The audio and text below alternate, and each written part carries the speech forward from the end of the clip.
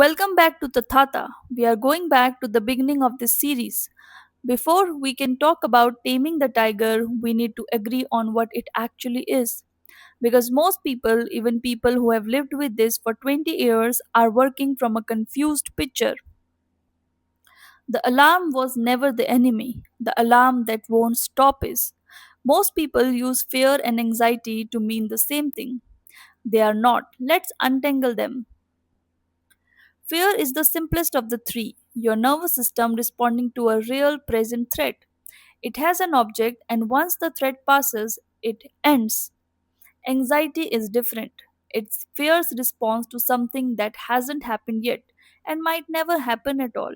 In small occasional doses, it's actually useful. It helps you prepare. But chronic anxiety is the third thing, the one this series is actually about. It's the same alarm, but it's stopped waiting for a plausible signal. It's disconnected from any real signal running on its own schedule. This is the tiger. An alarm that can only react to danger once it's already arrived is at a disadvantage compared to one that can imagine danger coming and prepare for it. That's what anxiety in its original dose actually is. Ration food before a hard winter becomes visible. Avoid the place a predator was last seen. Repair the fence before the storm, not after. A small occasional something could go wrong, let me think ahead, isn't a symptom. It's sophisticated equipment.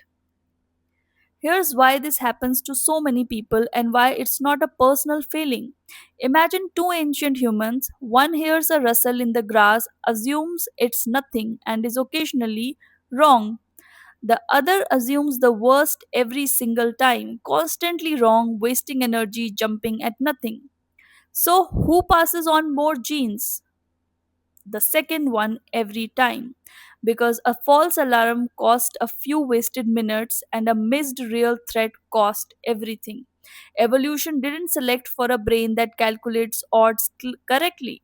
It selected for one that reliably on the side of paranoia.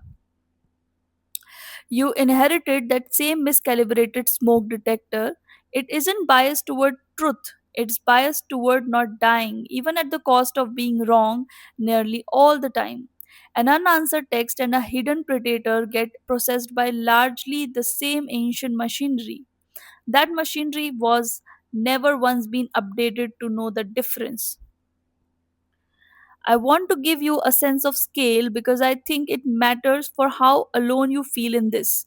Large studies pooling data across hundreds of countries estimates that somewhere around 300 to 360 million people worldwide are living with a diagnosable anxiety disorder right now, making it the most common mental health condition on the planet, ahead of depression.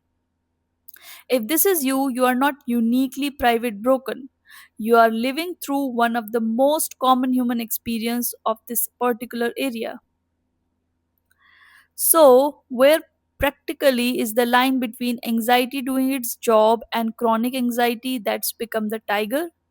Not in the feeling itself, both produce the same racing heart. It shows up in a few honest questions. Is it proportionate to the actual odds, or does a remotely possibility feel like a certainty? Does it end once the situation resolves, or does it find a new target? Is it occasional or closes to a constant background And is it helping you act or just looping, producing more of itself? If you recognize your own daily experience in those questions, I want to say this plainly. There is nothing shameful about it and nothing unusual either.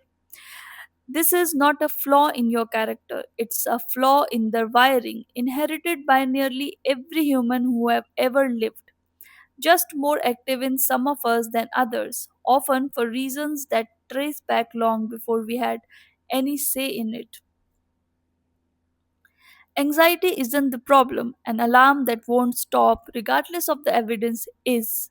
Subscribe to Tathata, and I'll see you in the next episode, The Brain on Alert, where we go inside the actual wiring. What's happening in your brain in the moment the alarm goes off?